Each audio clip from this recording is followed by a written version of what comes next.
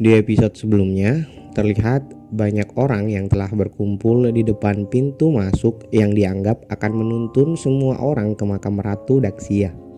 Dari beberapa orang yang terlihat masihlah tokoh-tokoh lama yang ada di video sebelumnya. Beberapa juga tokoh baru dengan gunung brutalnya. Dia bernama Ouyang Su dengan kultivasi Renaissance tahap ke-8. Luozi yang melihat semua orang mulai memasuki pintu masuk, dia segera mengaktifkan jebakan yang telah dipersiapkan sebelumnya. Hal itu membuat banyak orang terbunuh tepat setelah memasuki pintu masuk. Jiang Han beserta rombongannya yang juga memasuki pintu tersebut berusaha menghindari serangan acak dari jebakan. Jiang Han juga diteleportasi ke sebuah tempat bersama Ouyang Su. Di sana, Ouyang Su juga segera menyampaikan keinginannya yang ingin melakukan kultivasi ganda bersama Jiang Han.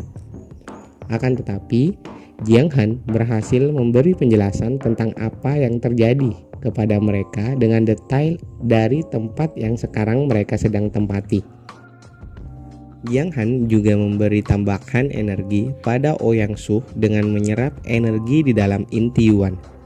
Hal tersebut sengaja dilakukan agar Ouyang Su dapat bekerja sama dengan Jiang Han.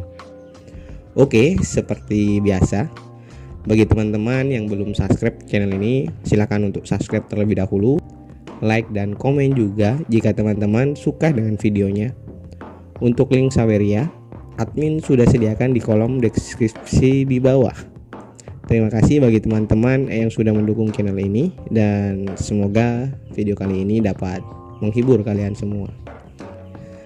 Pada episode kali ini, cerita dimulai dengan keadaan dari semua orang yang selamat dari jebakan yang menewaskan sebagian orang pada saat memasuki gerbang.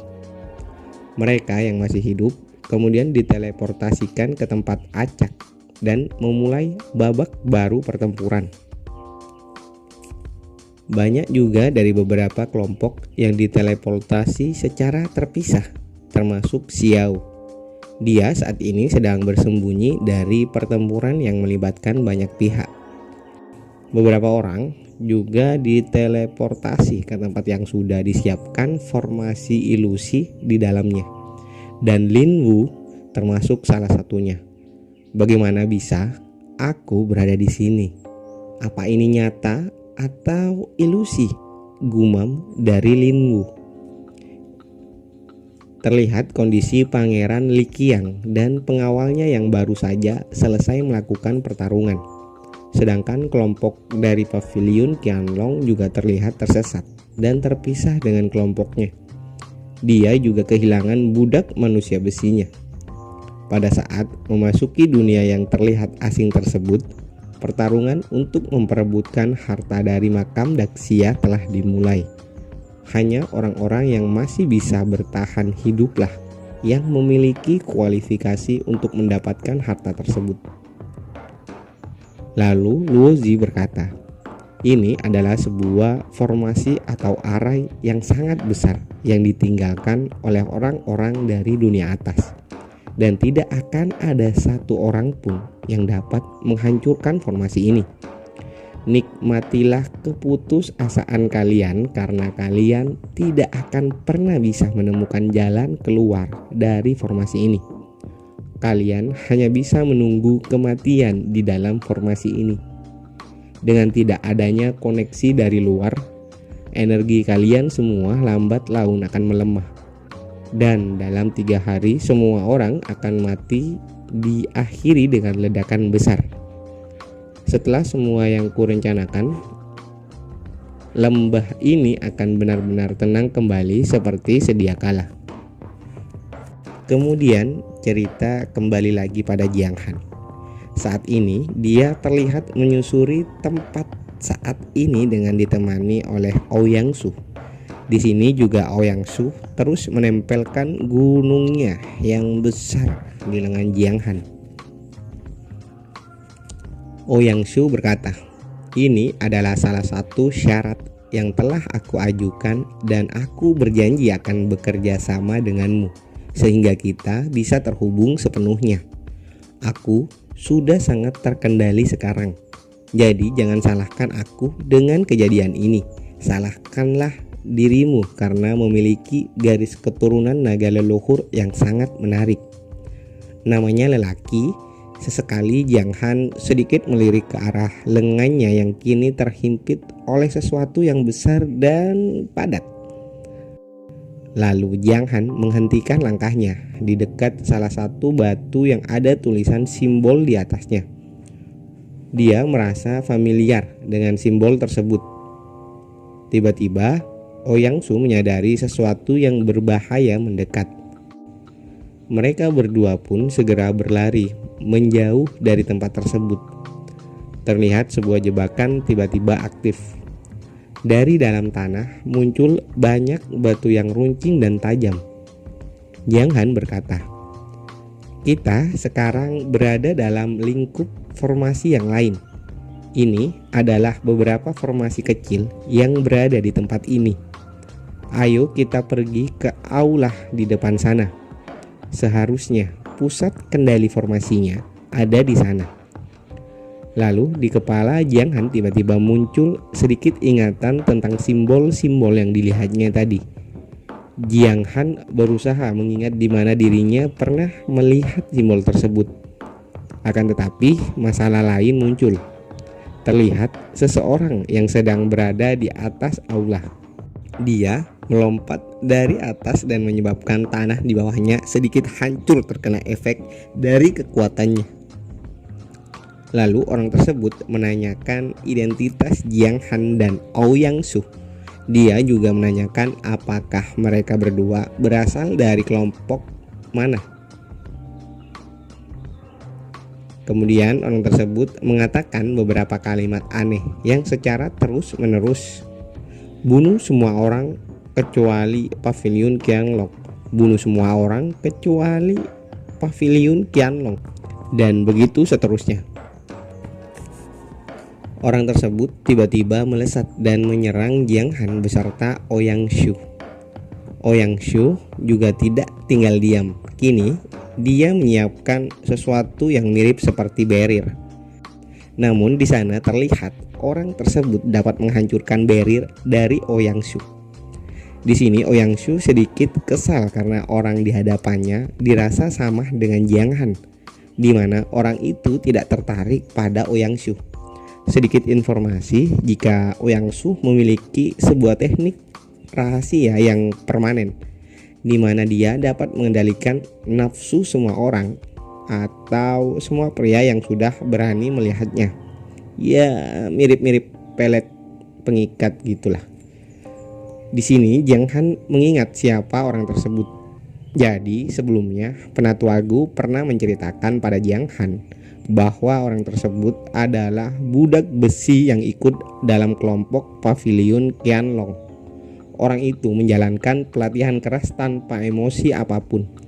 Dia disebut juga sebagai senjata humanoid karena hanya dapat mematuhi perintah yang ada di otaknya. Kalau begitu, lebih baik aku akan mencoba bertaruh dengan nasibku daripada harus melawan manusia sepertinya, ujar dari Jiang Han. "Hei, Paviliun Qianlong, kita dari pihak yang sama," teriak Jiang Han. "Hah? Apa? Kita di pihak yang sama?" jawab dari budak besi. "Oh iya, lupa. Budak besi memiliki kultivasi di ranah sains tahap ke-8 ya." Lalu dikeluarkanlah jurus bacotan dari Jiang Han. Dia mengatakan pada budak besi jika dirinya berteman dengan Pangeran Cao dari Paviliun Qianlong. Dia dan Pangeran Cao berencana untuk menghabisi Pangeran ke-9 dari kota Tianfeng atau Pangeran Li Qiang secara bersama-sama. Setelah mengatakan beberapa alasan, entah mengapa budak besi langsung memanggil Jiang Han sebagai saudara. Lalu dia menepuk-nepuk punggung Jiang Han seperti anak kecil. Dan apesnya, Jiang Han terlihat babak belur dengan tepukan persaudaraan dari budak besi. Karena budak besi diciptakan sebagai senjata pembunuh tanpa emosi, Dia yang di ranah Sain tahap ke-8 tidak bisa mengontrol kekuatannya sendiri, sehingga Jiang Han yang berada di ranah Wukong tahap ke-9 terlihat babak belur. Kemudian Jiang Han meminta kepada budak besi untuk membawanya ke atas aula. Dengan sambil memegang Jiang Han dan Ouyang Su, budak besi membawa mereka dengan hanya satu kali lompatan.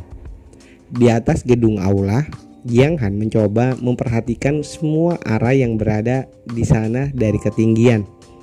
Di sini dijelaskan bahwa formasi besar tersebut terdiri dari 1.800 lebih aula resmi, dan setiap istana yang berada di sana disebut formasi kecil. Formasi diatur dalam bentuk 9 istana dan 8 diagram. Kalau nggak salah 8 diagram seperti ini. Mohon maaf jika salah ya. Oke, lanjut. 9 istana, 8 diagram terkumpul dan berlapis-lapis dengan berbagai formasi arai, dan mempunyai 72 bentuk transformasi. Jadi itu sebuah arai besar yang terperangkap. Kedepannya, arai yang berada di sana akan berubah setiap waktu. Di mana aku melihat formasi ini ya. Oh, ini mirip dengan istana Luosen milik Yang Qingcheng. Tapi aku tidak tahu, kecuali ada seseorang yang memimpin atau memiliki kemampuan untuk memecahkan formasi. Hanya ada jalan buntu untuk menghadapi formasi aneh seperti ini. Bahkan jika seseorang beruntung dan bisa bertahan hidup, mereka tetap akan dimusnahkan dalam bentuk pemurnian dalam 3 hari. Hei budak besi, bawa aku ke tempat itu. Aku mau mengkonfirmasi posisi musuh kita, posisi pavilion Qianlong. Jadi bawa aku ke sana. Dengan alasan seperti itu, budak besi kembali membawa mereka berdua layaknya tas tenteng. Kemudian sampailah mereka bertiga di aula depan. Jika struktur di sini sama dengan istana Yan Qingchen, maka letak makam Daxia bisa ditentukan dengan pergi dan melihat aula depan inti. Jiang Han di sini terus berpikir dan mencoba memahami formasi tersebut dengan mengingat kembali formasi yang berada di istana Yan Qingcheng. Jiang Han yang hanya diam, Ouyang Su mencoba menggoda dan bertanya pada Jiang Han. Lalu Jiang Han menjelaskan, "Aku punya kabar baik dan kabar buruk. Mana yang ingin kau dengarkan terlebih dahulu?" Ouyang Su menanyakan kabar baiknya terlebih dahulu. Jiang Han kembali melanjutkan, "Kabar baiknya adalah aku sudah pernah melihat formasi ini dan aku tahu bagaimana cara untuk memecahkannya." Sambil mengingat kejadian kelam saat menjadi budak esek-esek, Jiang Han bergumam jika dirinya pernah mempelajari rute pelarian. Dia berencana melarikan diri dari formasi tersebut ke arah yang berlawanan. Dengan begitu, komposisi dan struktur dari seluruh formasi terukir di kepalanya. Lalu apa kabar buruknya? Untuk kabar buruknya, jika tebakanku ini benar, maka dalam 3 hari setelah memasuki formasi ini, kita tidak akan menemukan makam Daxia. Dan jika kita pergi meninggalkan formasi ini, semua orang yang terjebak di dalam formasi ini akan mati. Apa? Cuma 3 hari? Ya, dan yang lebih buruknya lagi, waktu kita sekarang kurang dari 3 hari. Kita sudah membuang banyak waktu sebelumnya. Ngapain coba gambar gunung nyempil di situ? Setelah masuk ke sini, semua informasi dan kontak terputus. Tidak ada cara untuk memberitahu orang lain. Waktu sudah terhitung berjalan semenjak memasuki tempat ini. Ayo kita mulai sekarang. Kalian semua ikutlah denganku. Tunggu sebentar, aku tidak akan pergi denganmu. selah dari Ouyang Su. Apa yang terjadi padamu? Apa kau sudah tidak menginginkan darahku lagi? Putriku masih dalam formasi ini. Kau punya seorang anak. Oke, kalian jangan kaget juga seperti Jiang Han ya. Ceritanya, dia menganggap orang itu sebagai anaknya. Akan tetapi aktualnya tidak seperti itu. Nanti bakal ada penjelasannya. Mana ini? Bukan ini, Cuk. Salah. Oke, di sini. Di sisi lain terlihat seorang gadis yang sedang bersembunyi dari kejaran beberapa orang pria. Dia bernama Ouyang Yuqian. Admin panggil dengan nama Ouyang Yu. Dialah yang disebut sebagai anak dari Ouyang Shu. Kultivasinya berada di puncak Ranawu Ho tahap ke-9. Saat ini dia bersembunyi dan melarikan diri dari kejaran orang-orang yang kultivasinya berada di ranah Sain. Dia juga menyadari jika di tempatnya sekarang energinya dikonsumsi lebih cepat daripada biasanya. Dan posisinya ini loh, kampret. Ini juga alasan kenapa next video admin akan upload setelah berbuka puasa. Dan banyak lagi nantinya gambar yang bisa mengurangi pahala ibadah puasa. Kemudian dia mengambil permata yang baru didapatkannya belum lama ini. Barusan, meskipun itu cuma sesaat. Akan tetapi tempat itu adalah legenda yang tersegel selama 1000 tahun lamanya. Dan orang itu ternyata masihlah hidup. Aku harus memberitahu kakak Ouyang Su dengan cepat mengenai hal ini. Aku yakin aku melihat orang itu secara tidak sengaja dengan arah teleportasi yang sering berubah-ubah. Dia dipindahkan ke tempat di mana makam Daxia berada. Kemudian sebuah ledakan besar terjadi di tempat tersebut. Ledakan itu membuat orang-orang yang tadinya mengejar Ouyang Yu mati. Mereka yang masih hidup pun langsung dibakar hidup-hidup oleh seseorang. Mereka adalah Pangeran Li Qiang dan pengawalnya yang juga sedang membawa seorang wanita yang sedang mereka tangkap untuk dijadikan budak. Entah bagaimana caranya, wanita ini yang sedang ditangkap menunjuk ke arah tempat di mana Ouyang Yu bersembunyi. Sial, bagaimana dia bisa mengetahui posisi persembunyianku? Ujar dari Ouyang Yu. Siapa yang bersembunyi di sana? Cepat keluar, teriak Diao sembari mengeluarkan tekniknya. Tekniknya seperti vacuum cleaner. Dia menyerap atau menarik Ouyang Yu yang sedang bersembunyi ke arahnya. Sembari mencekik Ouyang Yu, Diao bertanya, "Yang mulia, harus kita apakan wanita ini?" Pangeran Li Qiang menjelaskan jika Ouyang Yu ini adalah wanita yang masuk dalam daftar wanita paling cantik. Jika aku bertemu dengannya di luar tempat ini, pasti aku akan langsung esek-esek dengannya.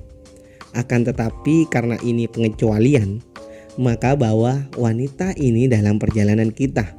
Jadikan dia tahanan sampai makam Daxia ditemukan. Aku akan memberikannya kenikmatan tertinggi nanti setelah perjalanan ini selesai. Lalu setelahnya, atap goa yang berada tidak jauh dari Pangeran Li Qiang runtuh. Itu membuat mereka bertiga ternotis. Mereka bertiga merasakan beberapa orang yang akan muncul dari reruntuhan tersebut. Dan yang muncul adalah pahlawan esek-esek kita, Bambang Jiang Han dan Ouyang Su dengan membawa berat beban di tubuh bagian depan miliknya. Ouyang Yu segera memanggil Ouyang Su dengan sebutan kakak. Akan tetapi Ouyang Su membalas untuk Ouyang Yu agar dirinya memanggilnya ibu. Jiang Han pun berkata, "Hei, apa sebenarnya hubungan di antara kalian berdua?" "Jiang Han, apa kau masih berani mengambil inisiatif untuk muncul di hadapanku?" ujar Pangeran Liqiang kesal. Emangnya apa kau pikir aku tidak akan berani untuk melenyapkanmu seperti anggota keluargamu yang lain? Balas Jiang Han sambil mengeluarkan pedangnya. Di sini dia mencoba mengancam Ouyang Su dengan mencoba menyakiti Ouyang Yu. Tunggu, berhenti. Tolong jangan lakukan itu. Kumohon, lepaskan dia, teriaknya sembari berlari gondal-gandul dengan beban yang dia miliki. Sembari tertawa licik, Pangeran Liqiang mengatakan kepada Ouyang Su agar jika ingin menyelamatkan Ouyang Yu, dirinya harus membunuh Jiang Han saat ini. Tepat setelah mengatakan hal itu, Jiang Han dan Ouyang Su seketika terdiam sejenak. Kemudian cerita flashback pada 20 tahun yang lalu. Di sini diceritakan bahwa keluarga Ouyang dijebak oleh seorang pejinah sehingga dicap sebagai pemberontak pada saat itu. Ibu Ouyang Su dengan berat hati mengikat Ouyang Su kecil untuk bunuh diri bersama karena merasa sudah tidak mampu menghadapi masalah yang sedang menimpa keluarga Ouyang. Akan tetapi beruntungnya ibu Ouyang Yu datang dan menyelamatkannya. Namun ibu Ouyang Su tetap memilih untuk mengakhiri hidupnya pada saat itu. Akhirnya Ouyang Su kecil diangkat anak oleh ibu Ouyang Yu setelah kejadian tersebut. Sehingga suatu saat ibu Ouyang Yu mengandung dan melahirkan Ouyang Yu. Akan tetapi tragedi besar kembali merenggut kebahagiaan Ouyang Su kecil. Musuh lama dari keluarga Ouyang mencari dirinya. Sampai-sampai ibu Ouyang Yu rela berkorban dan mati untuk menyelamatkannya. Cerita kemudian maju lagi pada saat ini. Hei Jiang Han, mengenai perjanjian kita sebelumnya. Maaf, perjanjiannya berakhir di sini, ujar Ouyang Su sembari melesat untuk menyerang Jiang Han. Dia menyerang Jiang Han tepat seperti apa yang dikatakan Pangeran Liqiang. Dia memilih untuk menyelamatkan Ouyang Yu yang sedang ditawan Pangeran Liqiang. Pangeran Liqiang terlihat senang dengan apa yang terjadi sekarang. Dia terus-menerus memprovokasi Ouyang Su untuk membunuh Jiang Han dengan imbalan melepaskan nyawa milik Ouyang Yu. Beberapa saat kemudian, Jiang Han terhempas mundur hingga membentur dinding goa dengan sangat keras. Perbedaan kekuatan yang memang sangat jauh. Jiang Han yang hanya berada di ranah Wuhou tahap ke-9 puncak terlihat seperti semut di hadapan Ouyang Su yang berada di ranah Sain tahap ke-8. Sementara Pangeran Liqiang sangat antusias dan senang. Akan tetapi Diao menyadari sesuatu yang aneh. Meski begitu, Diao tidak dapat merasakan hal tersebut dengan menggunakan kekuatannya. Dengan lirih Jiang Han berkata, "Akhirnya selesai juga." Tepat setelah itu, sepasang tangan keluar dari dalam tanah dan menangkap kaki Pangeran Liqiang. Diao, pengawal dari Pangeran Liqiang, mencoba memberi baril perlindungan kepada tuannya. Diao juga sedang mempersiapkan sebuah serangan di tangannya. Dia mencoba untuk menyerang, namun dengan cepat tangan itu menarik Pangeran Liqiang dengan paksa dan menyebabkan sebagian tubuhnya tenggelam ke tanah. Bagaimana mungkin? Bagaimana barrier pelindung yang aku buat bisa rusak semudah itu? Sebuah siluet hitam meloncat dari keluar dari dalam tanah. Itu adalah budak besi.